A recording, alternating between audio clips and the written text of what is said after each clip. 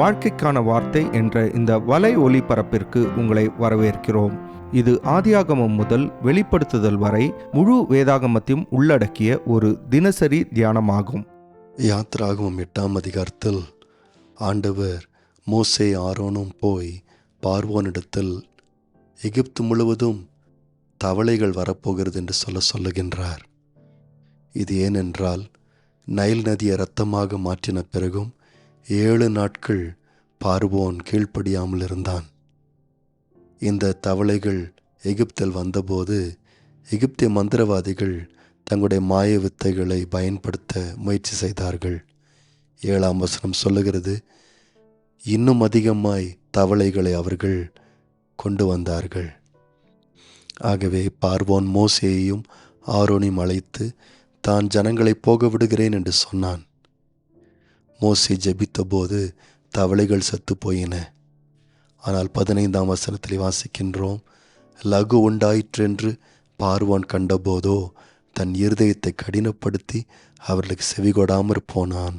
கர்த்தர் சொல்லியிருந்தபடி ஆயிற்று. அடுத்தது ஆண்டவர் பேன்களை மனிதர்கள் மேலும் மிருகங்கள் மேலும் அனுப்பினார். இப்பொழுது எகிப்தின் மந்திரவாதிகள் பேன்களை உருவாக்க முயற்சி செய்தார்கள். அவர்களால் முடியாமல் போயிற்று. ஆகவே 19ஆம் வசனத்தில் பார்வோன் இடத்தில் இது தேவனுடைய விரல் என்று அவர்களே சொன்னார்கள். ஆனால் பார்வோன் தேவனுடைய வல்லமையை பார்த்தும் கீழ்ப்படியாமல் போனான்.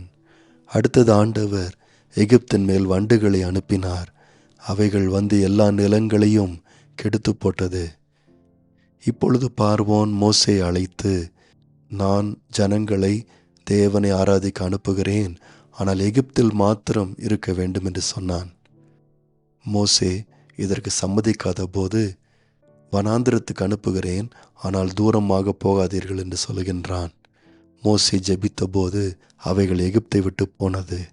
ஆனால் 32ஆம் வசனத்தில் வாசிக்கின்றோம், பார்வோனோ இந்த முறையும் தன் இருதயத்தை கடினப்படுத்தி ஜனங்களை போக விடாதிருந்தான். நண்பர்களே, ஆண்டவர் தெளிவாக கிரியை செய்கிறதை பார்வோன் பார்த்தான். மோசேயினுடைய ஜெபத்தை கர்த்தர் 2 முறை கேட்டார் என்றும் பார்த்தான். ஆனாலும் கீழ்ப்படியாமல் போனான். விசுவாசிகளாகிய நமக்கு இதில் ஒரு எச்சரிப்பு இருக்கக்கூடும். நாமும் கூட தேவன் நம்மோடு பேசுகிறதை நன்றாக அறிந்தும் கீழ்ப்படியாமல் நாம் போக முடியும். பார்வோனை யோசித்து பாருங்கள். ஒவ்வொரு முறை அவன் கீழ்ப்படியாத போது கீழ்ப்படியாமையில் அவன் தேர்ச்சி பெற்றான். நாம் அறிந்திருக்கிறபடி ஒரு கிரியையை நாம் தொடர்ந்து செய்ய செய்ய அது ஒரு பழக்கமாகிவிட முடியும். கீழ்ப்படியாமையும் அப்படியே ஒரு பழக்கமாக முடியும். நேயர்களே, இந்நிகழ்ச்சியை கேட்டதற்காய் நன்றி. மீண்டும் ஒரு புதிய அத்தியாயத்துடன் வாழ்க்கைக்கான வார்த்தையில் நாளை சந்திப்போம்.